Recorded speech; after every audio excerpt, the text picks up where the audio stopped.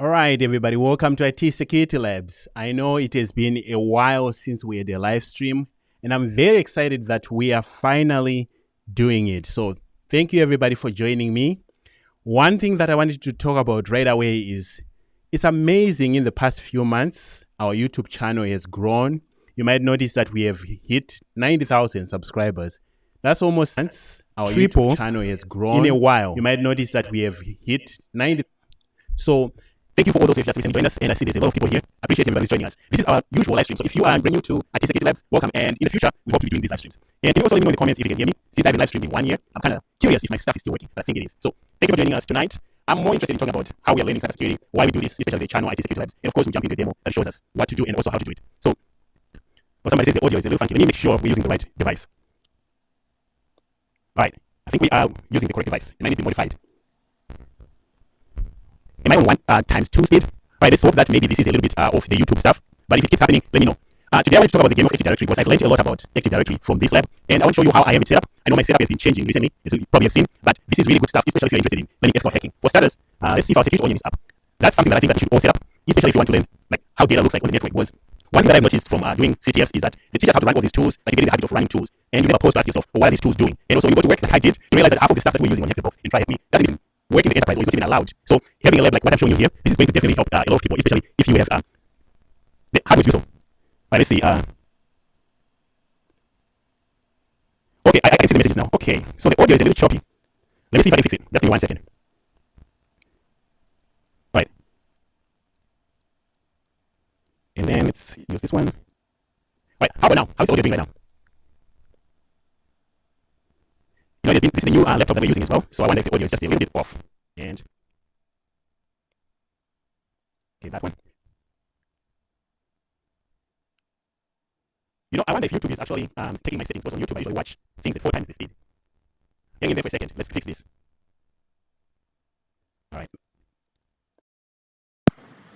Okay, so I switched the audio to the Mac. To this microphone here. I think the problem is this microphone is struggling. Let's give it a go. All right. How about now? Is it way better? I'm hoping to not use the MacBook. I also have a backup here, just in case if we really have to, we'll go to these guys, and it might be a little different.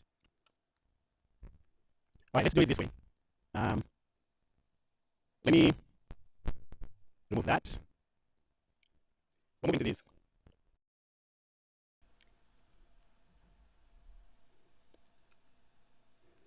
Ooh, this is really bad. I can hear myself now.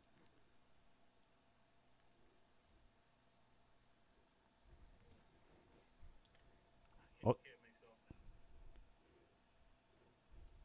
Okay.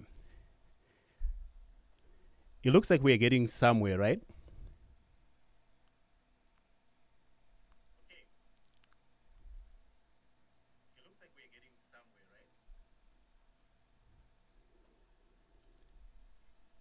Yeah, I think it's getting better.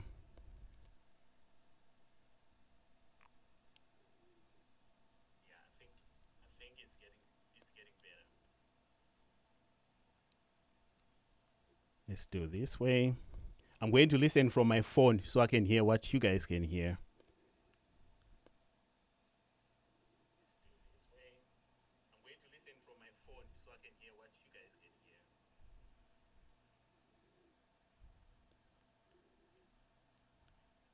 I'm also keeping an eye on the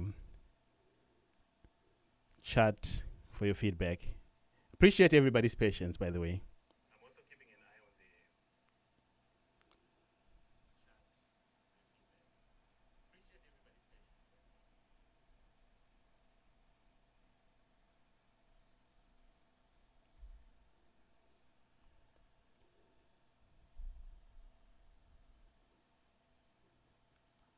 Okay. People are saying it sounds way better now. I don't know what that was all about. My system, I guess, my new MacBook is like complaining about this.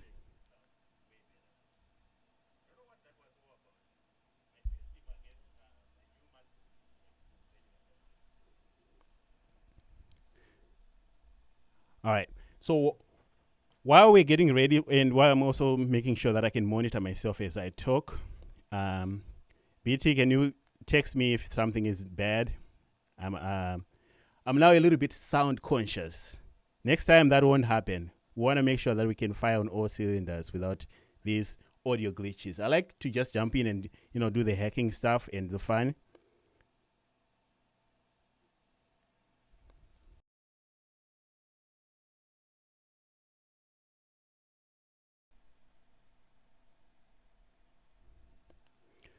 All right.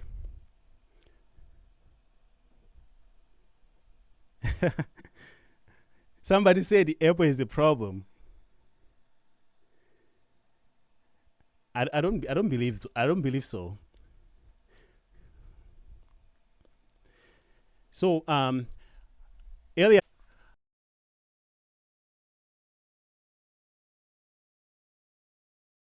to interact and chat, but the one interesting thing that I found out is that we have a lot of new followers, which is amazing. That means that what we're doing here actually works.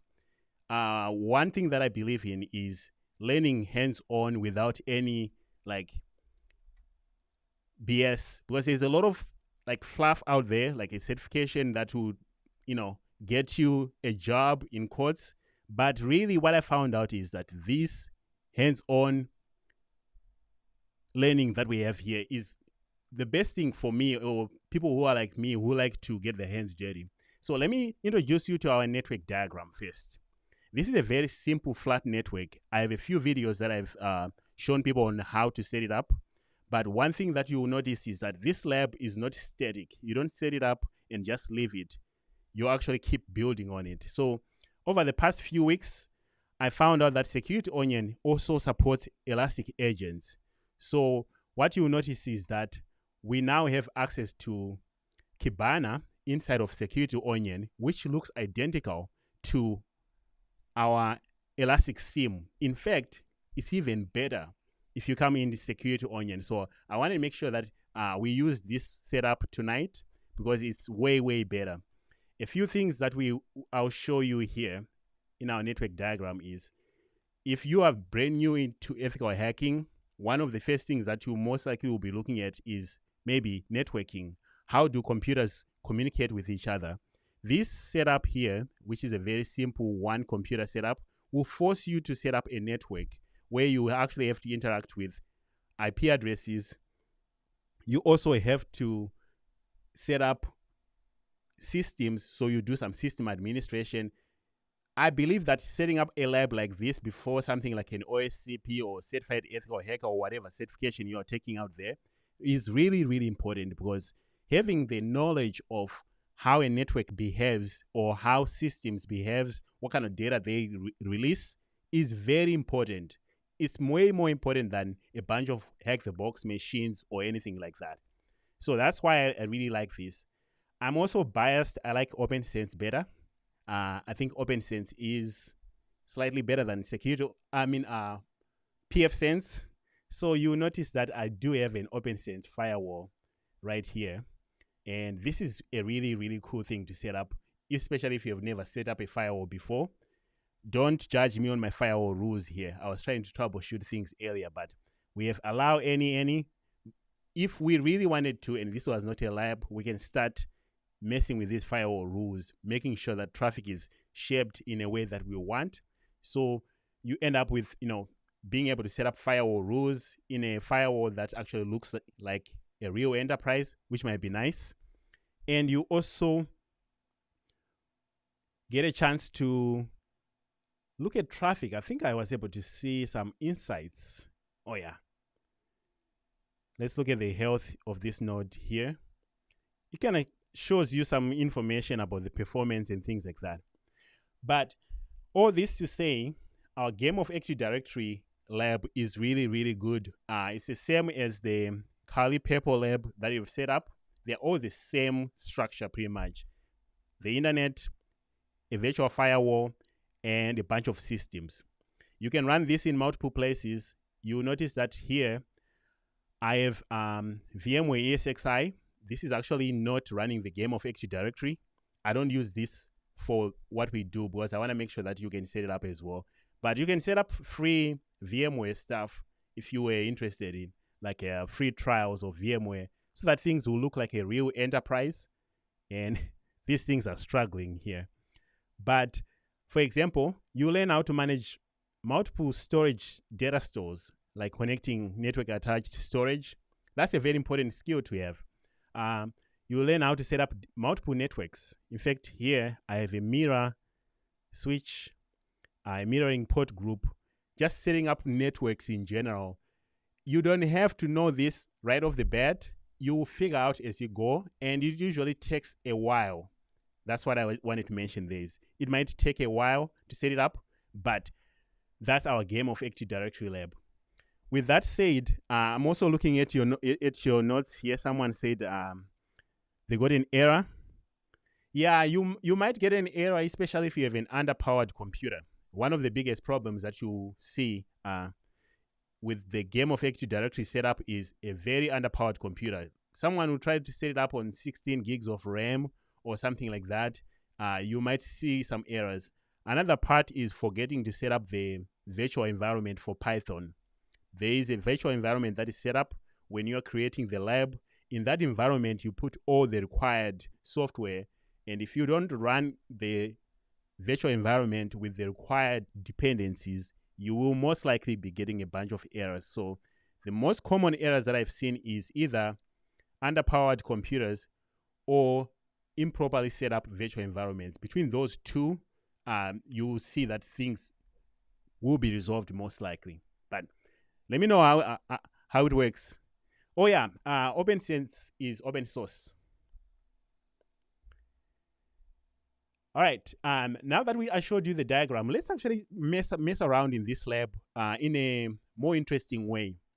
I'm playing the role of someone who is trying to learn cybersecurity. I'm new to cybersecurity, and let's say I just want to come up with a methodology of learning ethical hacking. Let's assume you followed my series and you set up a lab like this, which is very easy to set up. And then now you want to learn. How do you go about it? You most likely have a Kali attacker machine. So we're starting from here. This Kali machine 192.168.56.104. Kali is going to try to scan the network.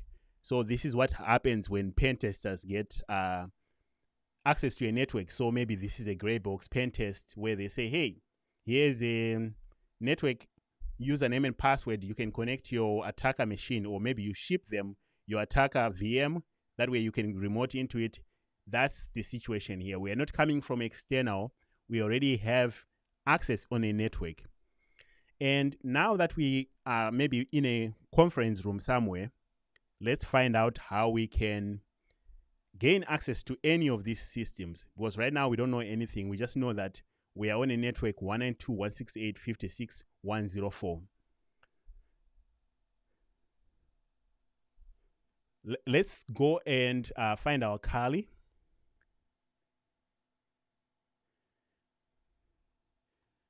So I used to run my Kali as root. I won't be doing that. I've learned a lot. This is a very old Kali Linux machine. Please don't run it as root. This is another noob CTF move that I picked a long time ago when I didn't know any better, and I'm still doing it. Anyway, in here I have machines, and inside of the machines I have a game of Active Directory. This is a structure that I like to have. You'll notice that if I do ls machines,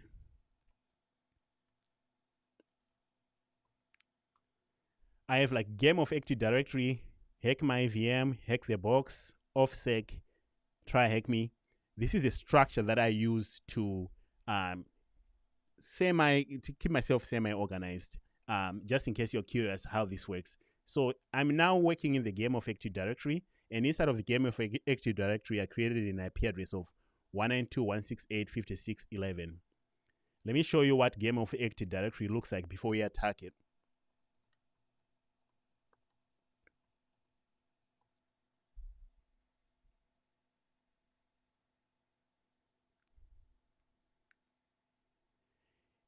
So in the chat, someone asked if Game of Active Directory was free. This is it right here. So if you want, I'll be pasting this link. I don't know who is going to see this. I'm streaming to YouTube and Facebook. I didn't even post on LinkedIn. I didn't want to deal with the LinkedIn complexity.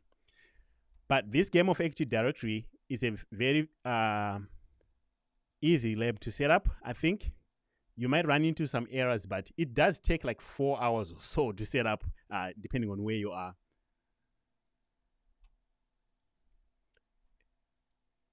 Let's zoom in.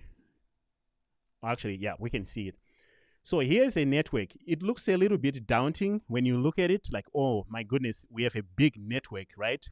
But we have 3 domains, one parent domain, which is 7kingdoms.local, then north, then the esos.local. These domains have MySQL, which is very common with all these certification providers out there. Almost every certification that I've taken, like the OSCP, whatever, they all like these MySQL links and gaining access to SQL servers for whatever reason. So they are in here. But in addition to that, you get to learn about domain trust. So if you've never interacted with domains before, this will be a very good way to figure out how do multiple domains connect to each other. So there's multiple trust. How do you abuse that trust if possible? You can also learn about certificates. So right now, something that is really fascinating to me is the certificate authorities, how to actually interact with certificate authorities and the different permissions for certificates. You find them here. Then obviously the easy things like keb roasting and DC sync and things like that. So I'll show you a bloodhound that I captured from here so you can get to see like the relationships that are there. Someone asked, what software am I using for the VMs? All my virtual machines are running in VirtualBox. I tried in VMware. I didn't see any big performance. So my network diagram here, if I were to be like very, very specific, this is what it will look like. How do I draw it? Let's draw a rectangle. So this right here at the bottom is running on an old desktop. Let's send it to back.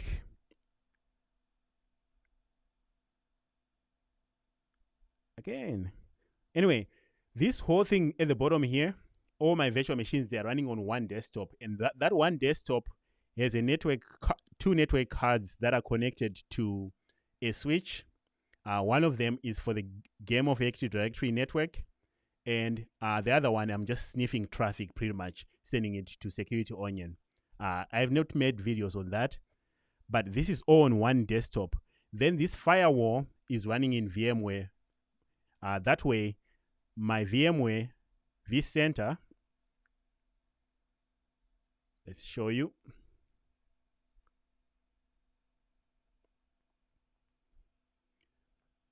This OpenSense firewall here can now connect that desktop that's running in the Game of Active Directory machine to other machines in here, like my attacker machine, my Kali Purple, and all that stuff. The other part that I did here was just so that I can get data into Security Onion pretty much. I was just playing games with it. But once you have this Game of Active Directory set up in one single machine and you have your firewall, next what you need to do is go to your attacker machine. Maybe let's do an Nmap. Let's do the most generic CTF Nmap scan that you can do. -SV, then SC. Let's do the whole subnet of 192.168.56.0/24. You actually get 5 hosts. That's 10, 11, 12, 22, and 23. But we don't know that. So let's scan them. I just want to generate a bunch of noise here. Let's do a P. I really want to generate a ton of noise for my intrusion detection system to see. So this is going to send traffic via the wire to my network, the Game of Active Directory network. And remember, the network, the Active Directory is set up like this. The actual network looks like this. So we're coming from the attacker machine. We are spamming everybody for open ports. What does this look like? This should actually show up in our intrusion detection system because we are running Nmap from here without any regards for noise or what that looks like on the network. One thing that we know for sure is that when you run Nmap out of the box, it sends out the default Nmap user agent that's just set there. So that's an indicator that can show up in our network. So since I'm sending traffic via the wire, let's look through 30 minutes. I'm hoping to see a spike right there. Notice that all the way at the top right there, we have this huge spike. So imagine this was our baseline of just normal network activity under, I guess, 1,000. I triggered an Nmap scan right here. And I went to 30,000 events on the network. I think this is very important, especially for people who, like me, who love playing capture the flags, that when you run these Nmap scans, this is what they look like on the network. I think you owe it to yourself to know that, because I was one of those people who was just excited to do Hack the Box, and I did over 200 boxes from all these platforms, and I didn't dwell too much on this. So what does this look like? Well, let's zoom in right here. This is the distribution of our traffic. Zik, Con, that is network connections using Zik. We have a ton of them. That's expected because we are sending a ton of traffic using Nmap on the wire. So Zik is going to lead on that. Did Security Onion give us an alert? Let's check our alerts tab. The entire thing is lighting up. It's very important to know here, though, that if this was a big enterprise, maybe this won't be a big of a spike if you're just scanning one host, but it's still a bunch of traffic that you're raising. That's important, right? Because if it's a big, giant company with thousands of endpoints, you might get swallowed in and you might not get the big spikes. I'm not saying you run one Nmap on a single subnet and you see stuff like that, but obviously that's an anomaly. What we see here is a bunch of ET scan suspicious traffic. This is what we used to see back when we were doing this. Let's see. Anything that says ET scan, that's Nmap, by the way. So if you're interested in seeing running tools and observing them, this is it. Suricata is the engine that's generating these alerts. Suricata is very loud, really, really loud. So not everybody will have these enabled, but if they do, just know that Suricata might be very loud here. All right, then otherwise, somebody's posting something. Or somebody says my curly paper is giving them an error. Without knowing what that error is, it's kind of hard to say, and we can't resolve it right here, right now. But if you have an error, maybe post it, because a bunch of people who joined this live stream have already set it up as well. So we did one thing. We ran an Nmap scan against our game of Active Directory. We see it lighting up. So let's look at one of these. So the reason why it's saying like potential SSH scan and VNC scan is because when you run Nmap and you're looking for service versions, it's sending out packets looking for every single port. And these ports here are just matching in the Suricata rules. Like, hey, we saw port 5800 being scanned. So someone is trying to look for VNC. This does not mean that somebody is actually using VNC right now. This is just, I think like I would consider them, some of them garbage alerts. They just say, hey, we think somebody's looking for databases. But the most important thing for us, especially as people who are learning, is when you run Nmap, you're going to generate a bunch of this stuff here. This is on the network detection side of things. Let's move on and see what we found and also look at the host side of things. I'm hoping to put a very silly payload, maybe an HTA or something, or ASPX, and I'm hoping to track it down using Sysmon so I can also show you the host-based stuff. And to be honest, the host-based stuff has been fascinating to me as well because Windows is weird. It has a lot of things going on and it talks too much sometimes. So let's go and check out our results. One thing that I didn't do is save my results to a file. Probably a good idea, but I was just interested in getting these. When you first scan a bunch of Windows hosts, one thing that will stand out is you notice that port 135, 139, 445, these ports will be open in most cases on Windows machines, unless if they're hardened for whatever other reasons. Ports that you will not see open on every Windows host is port 88. This will be either a Windows host that is handling Kerberos, most of the time a domain controller. It doesn't mean that it's a domain controller every time. People can run this service here on a different machine, but 99% of the time it's going to be the domain controller. So in my mind, when I see port 53 and 88 and a bunch of Windows ports like this, Windows machine, domain controller, right away I'm preparing myself. Okay, I'm going to be looking at a domain controller. The Kerberos sync stuff is coming to mind, the DC sync stuff, all the things that I've learned about Active Directory. I'm now mentally preparing for that. And it will tell you here, like, hey, we have LDAP running on port 389. So you can kind of tell. All right. I don't know if my chat stopped moving or people stopped sending me messages. But let me see. Peter says, how would you do a quiet MM scan so that it's actually worth it? That's a very, very good question, Peter.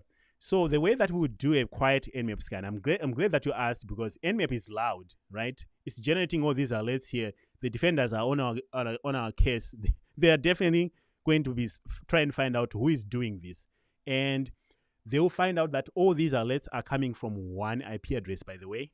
And the IP address will be my Kali. Let's drill down on one of them. I'm just picking on this. You notice that the IP address that generated this, the source IP, was 192.168.56.104. That's my Kali Linux attacker machine. Let's verify that.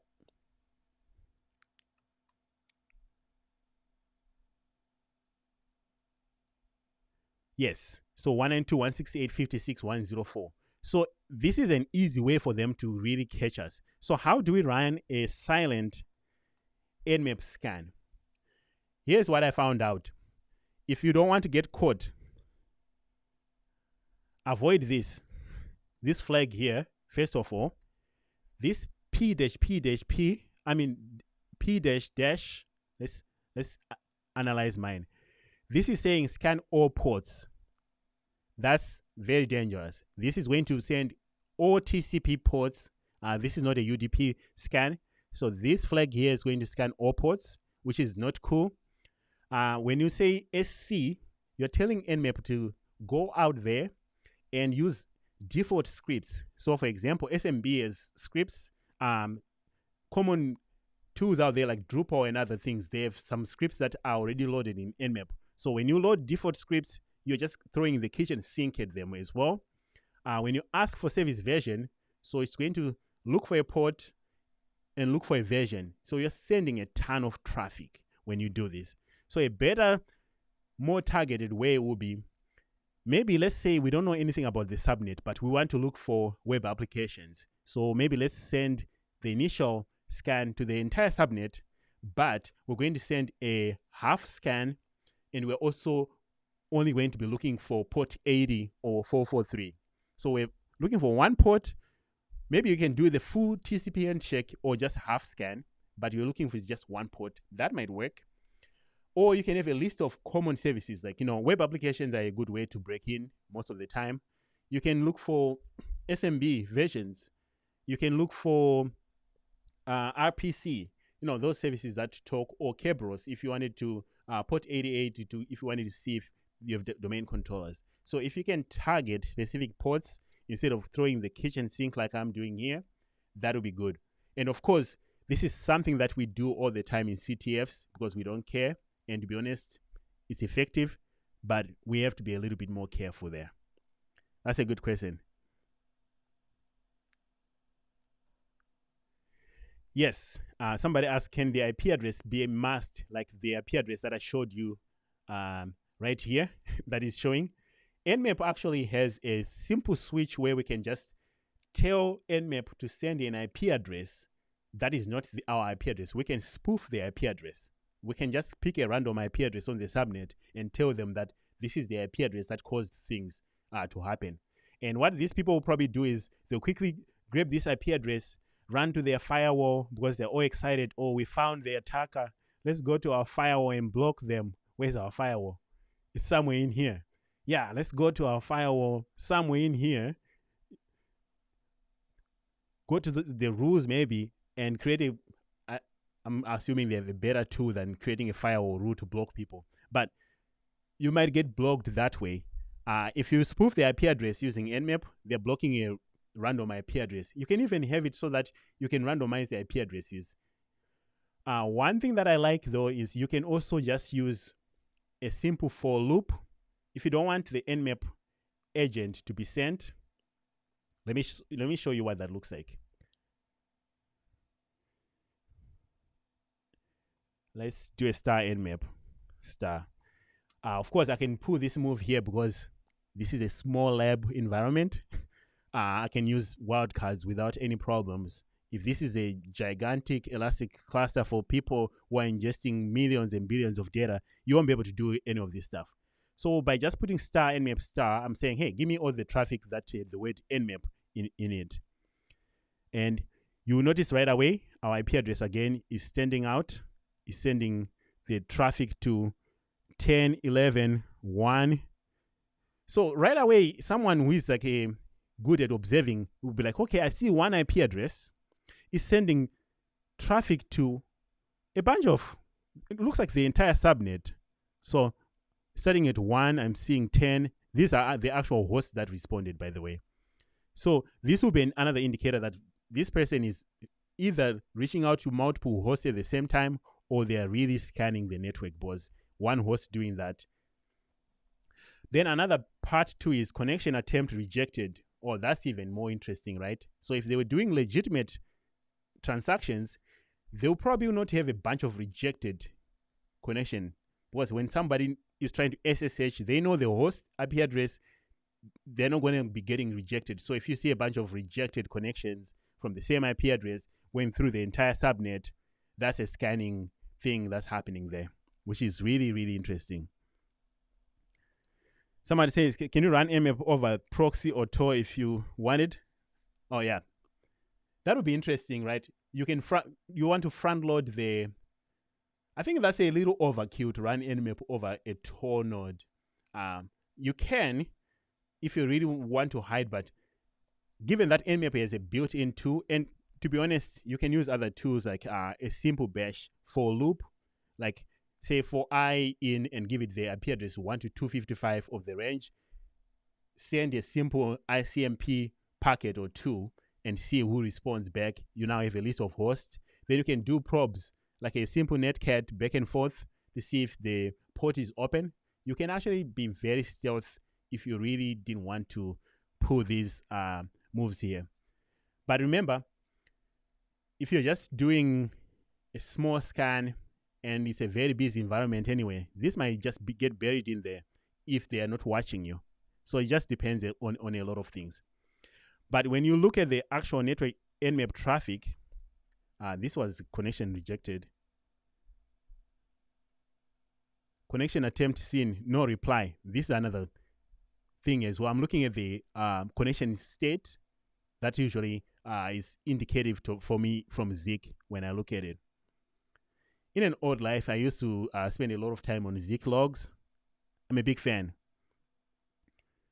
All right. So this was on the network side of things, and we did light up our intrusion detection system. Let's look at the distribution. Speaking of abnormal traffic, right? People who know their environment, just like how they know, what is normal in their own environment.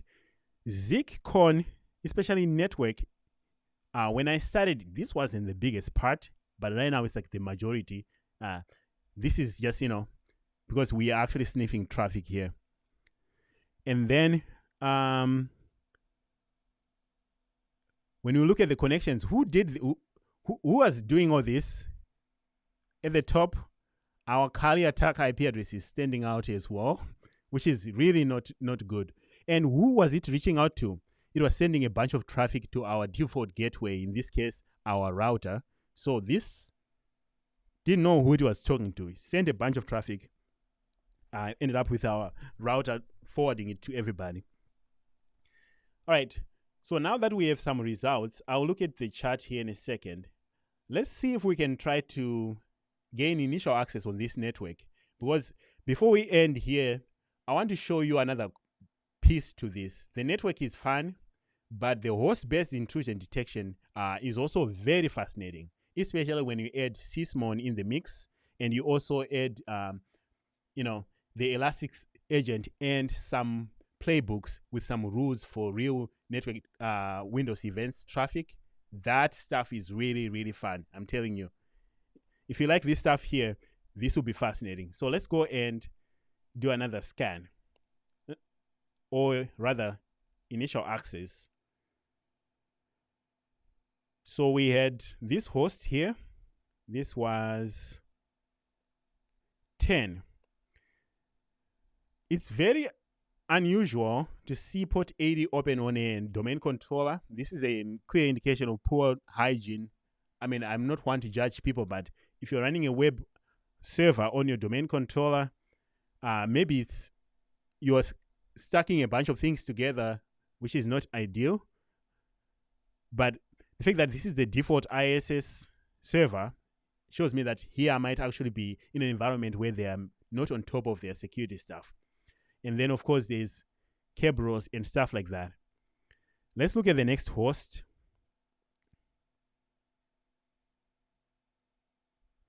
Another Windows machine as well. So this is another domain controller. This is 11. I know that it's another domain controller because of port 8853 combo.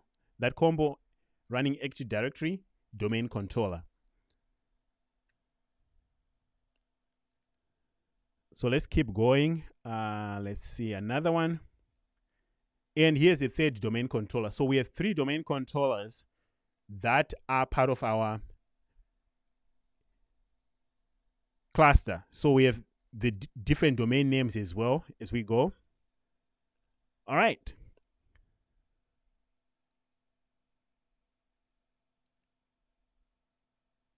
So with that, let's see if we can access an IP address here. 192.168.56. Let's go to 22. This is the classic OSCP, OSEP, whatever certificate kind of stuff. You land on some box and there's a upload button. Okay, this is easy. It's going to default ASPX. So what I know is that if I upload something to this thing here, it has to be an ASPX because likely they are accepting ASPX stuff. Where are they putting the uploads? We don't know that. We can ask our good friend GoBuster though. If we run GoBuster, which I'm doing it intentionally to show you another ridiculous tool that generates a lot of incriminating traffic. So let's do a GoBuster. Our goal here is to find out where they are putting the uploads.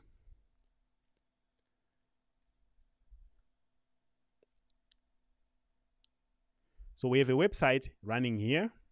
It's accepting uploads, but we don't know where they're actually putting the uploads. They might be on the root. That's a very safe guess. They might be in /upload. That's a good guess. They might also be in /uploads. So upload, then uploads.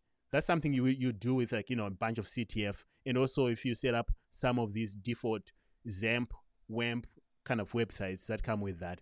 But we're going to ask GoBuster for that. All right, GoBuster right away shows us, oh, we do have /upload. So we know that if we upload something, it will be in /upload, whatever that we upload in there. So that's it. That's good to know.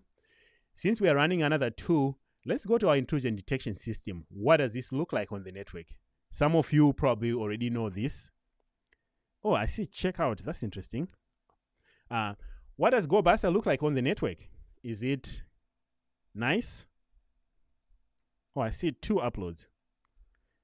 I'll run GoBuster here. Let's go and check it out. This is like my favorite thing.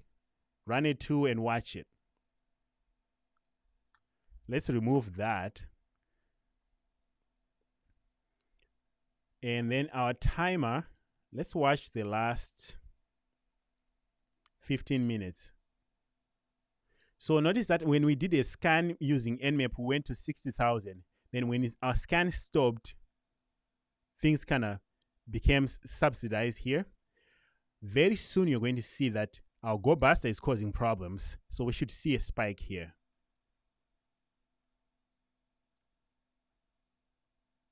If it can index. But while the spike is working on it, let's look at our alerts.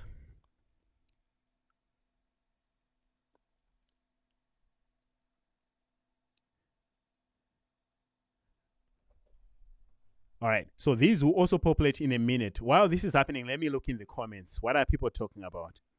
That way we can all continue to do this.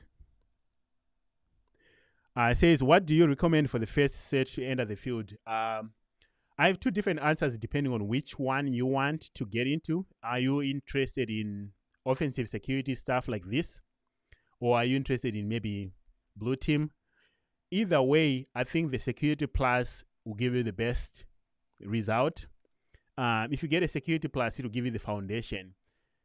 Because I'm biased, I like networking, so I would say a Network Plus soon after that. The reason why I like those is because they are relatively cheap. They can be done without breaking the bank, like, $1,000 with some of these other certifications out there. Network Plus, Security Plus, I think with those 2, you are actually very solid as far as, you know the fundamentals from your Security Plus, assuming you're actually retaining some of that.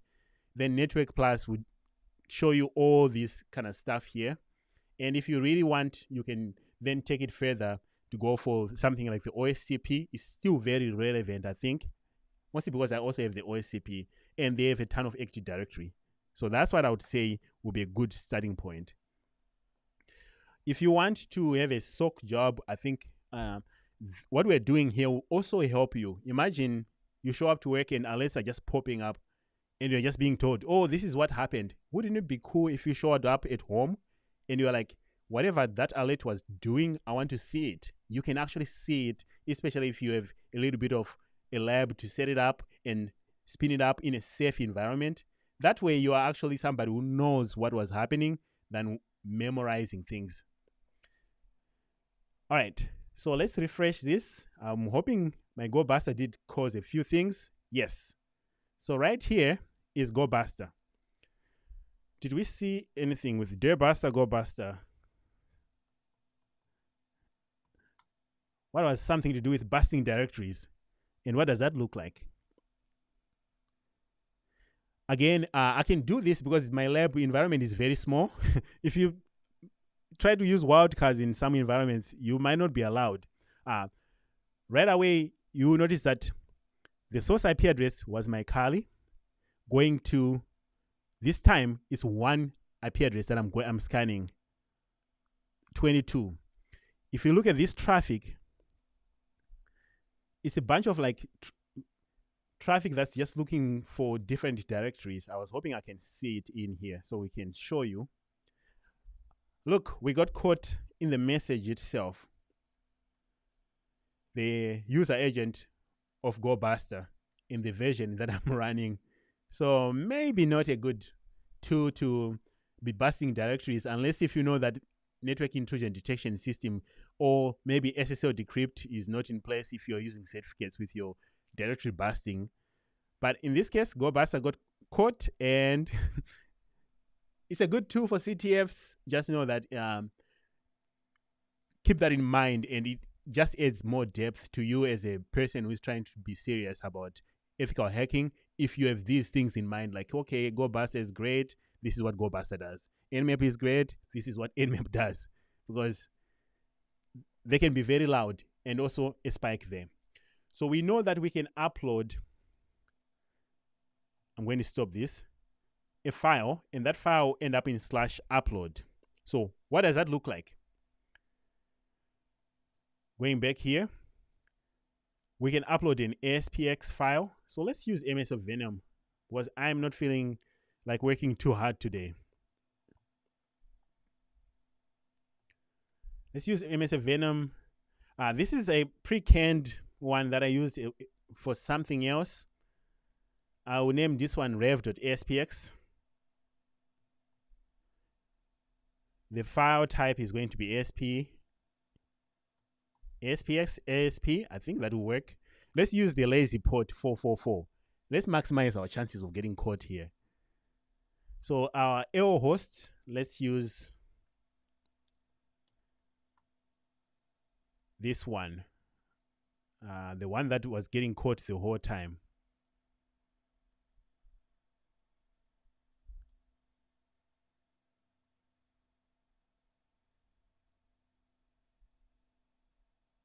All right.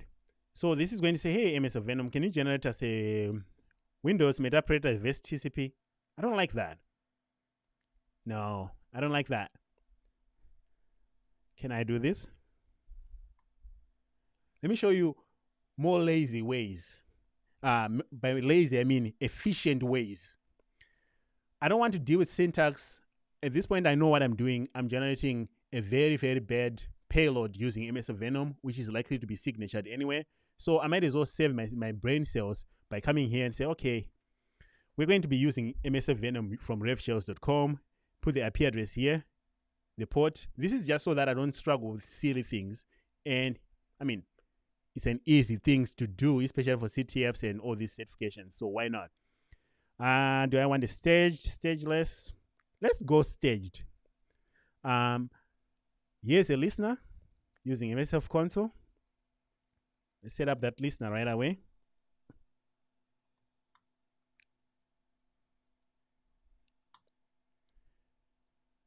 Let's generate the reverse shell. Notice that this is generating an executable. I want that one to be an ASPX file. So let's go to here.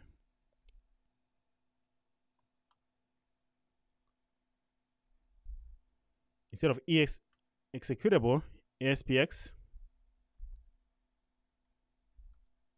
ASPX. I think that's all I need.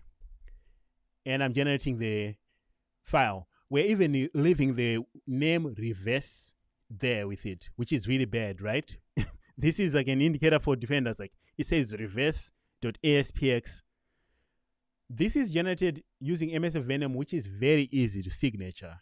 I'm talking like any decent intrusion detection system will stop this. Windows Defender will not be happy with this. But we are going to upload it. So let's go to here, follow this link, browse. Here's my reverse.aspx.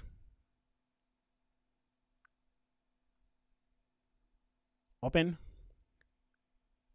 upload. So it has been uploaded. We didn't have any issues. If you do have an issue uploading files, there's a few ways you can try to bypass them. Maybe using Burp Suite. Intercept the request, then change the extension. Those are things that we have done on this channel before. But in this case, we know that we have a /upload.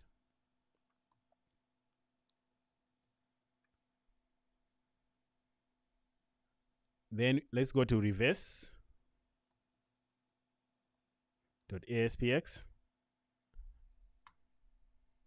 Oh, it looks like it's working. Quick, before it dies. All right, there we go. We're doing the nasty. We got a metapressor shell. Let's quickly. So I just quickly jumped in here just in case it died.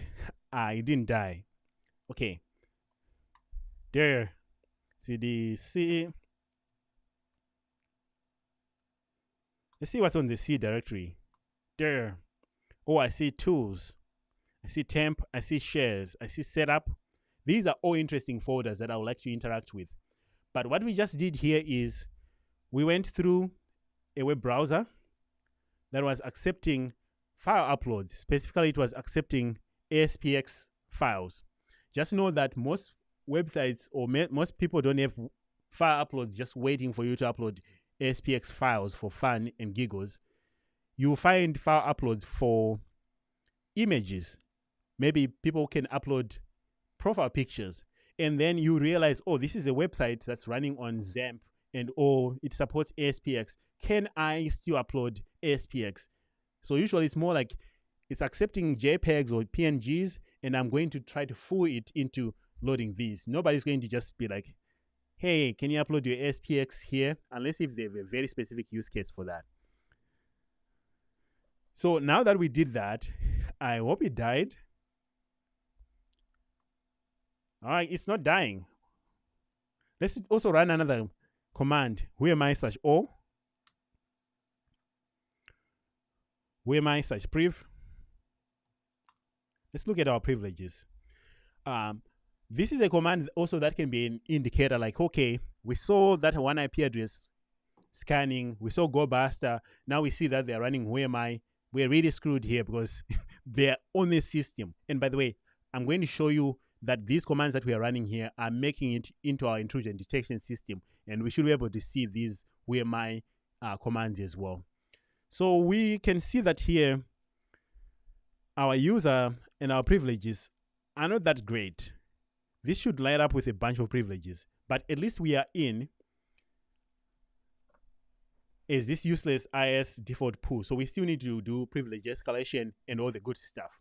But getting a reverse shell definitely is something to be said.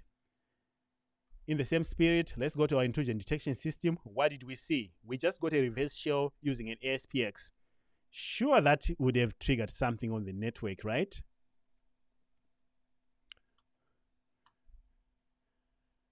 Maybe let's go to where they hold our hand. Here.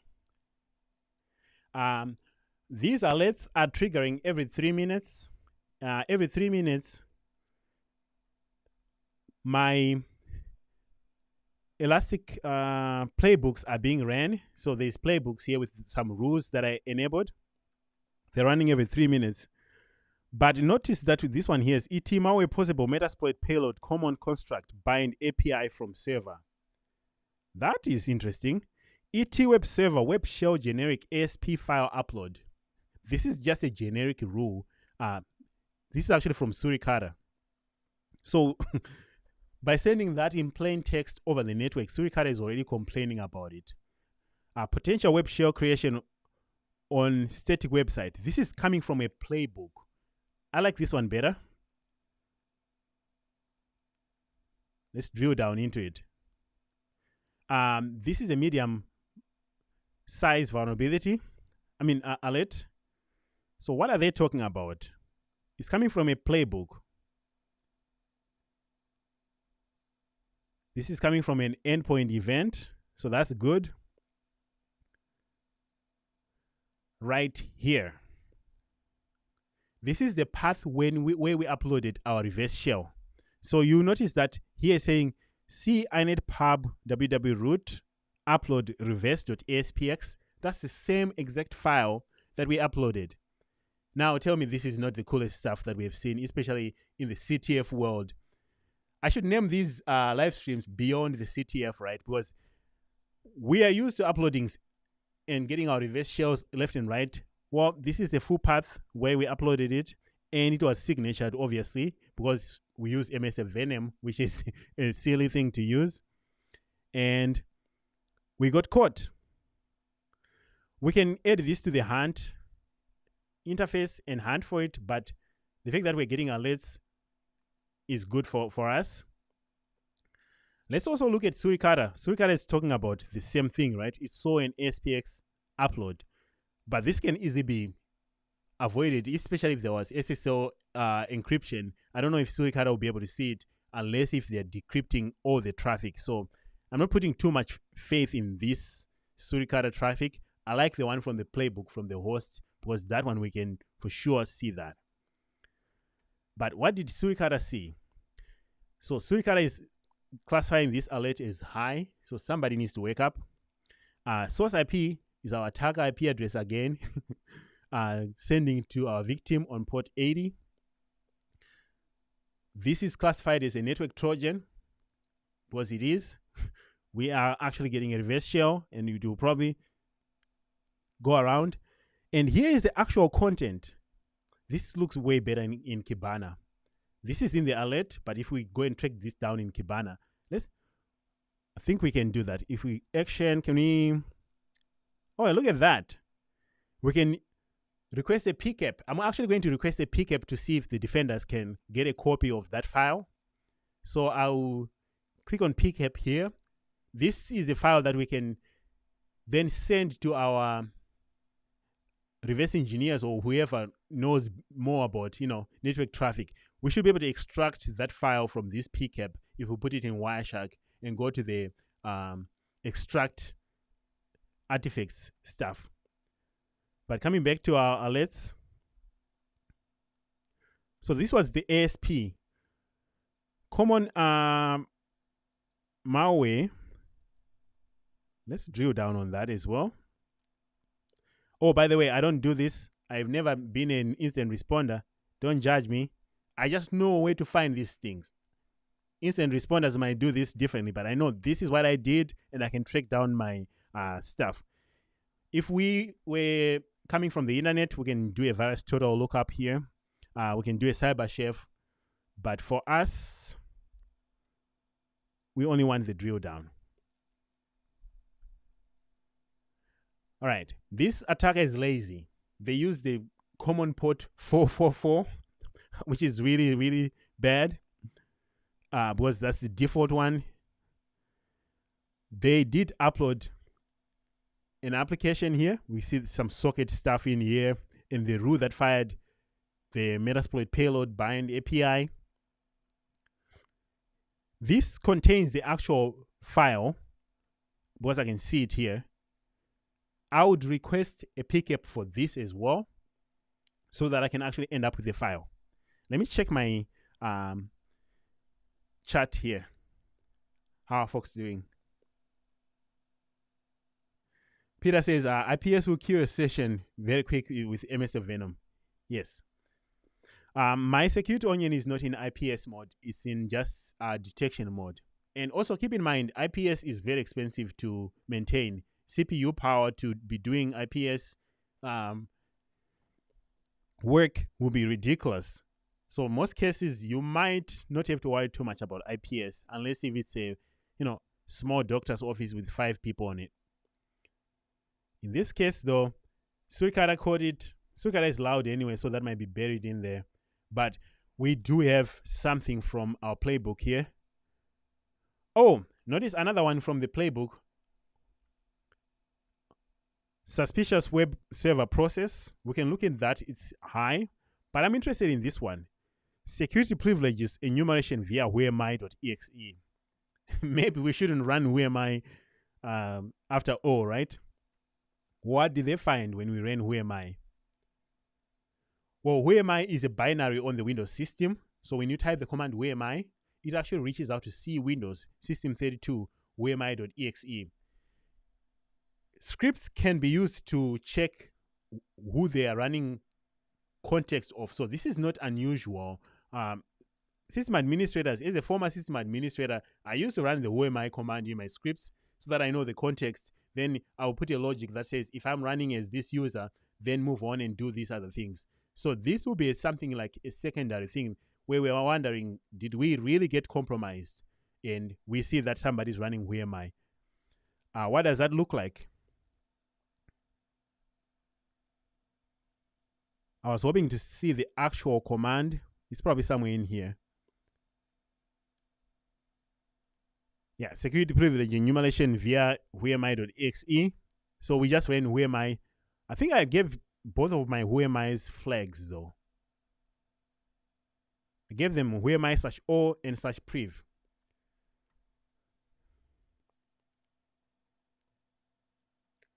This one I know. Let's find it.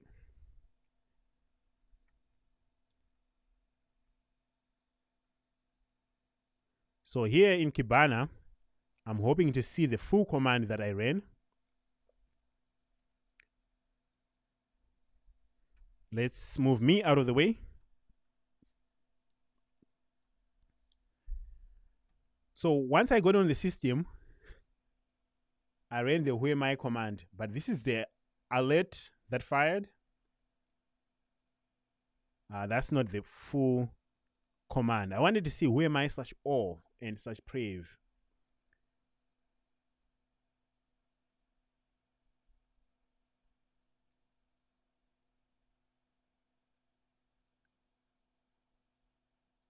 Okay, that's another rule. And it will also show you like the where to look for things. Okay, let's put quotes.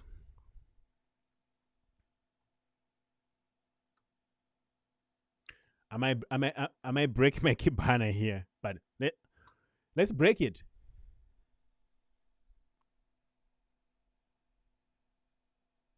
Did I do such all? Come on.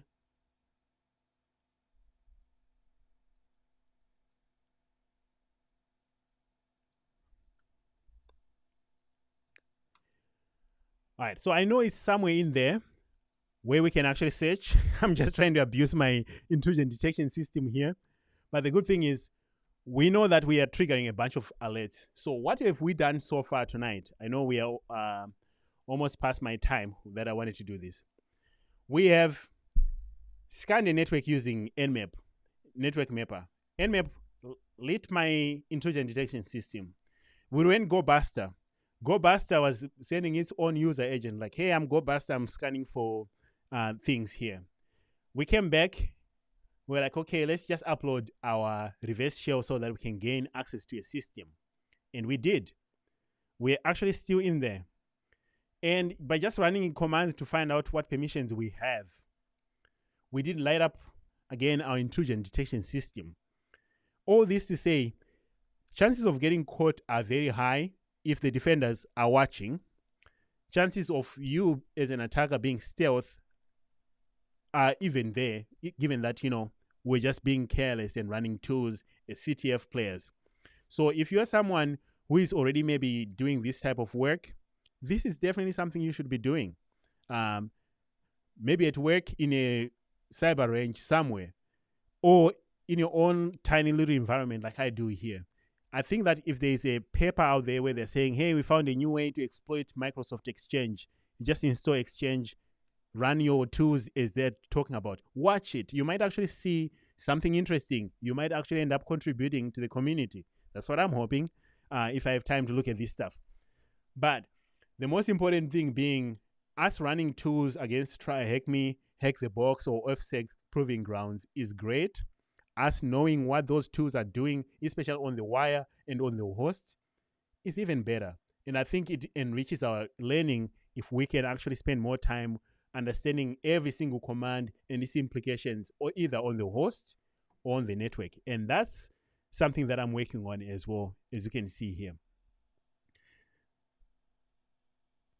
So now that we see we have done a bunch of things, if you're interested in this, please subscribe. We are about to reach 100,000 subscribers. I'm excited about that. I did not expect this to be happening. I'm fired up to actually see a lot of people join us in this quest of learning cybersecurity, using AI to integrate with these things. So there's a lot of really cool things that are happening in the world. And if you are interested in this, please join me. Let's all learn together. The past year has been crazy busy, but now that I have time, expect more of these videos, or maybe live streams like this, same time on Sundays. Before we go though, let me check our chat. So if you have any questions, please go ahead and ask right now. Thanks, Felix, for joining. And BT, thanks for joining, brother. Appreciate it. Somebody says, who is Surikata? Surikata, that's our tool that we're using for intrusion detection system on the network side of things. So there's Surikata rules that we can use out there. For port mirroring, if you're curious, I'm using a very cheap TP-Link 1 gigabit switch. I'm pretty sure it's dropping a ton of packets, but In our lab environment, we really don't care. This is how you mirror the ports. You tell it where to send the traffic and who is going to be mirroring it.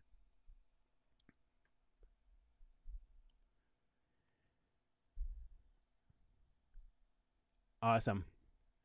All right. That was it. Thank you all for joining. I'm looking forward to your feedback. Next time, all the audio issues that we had earlier, they'll be ironed out now that we're back. Have a good one, and I'm hoping to see you next week.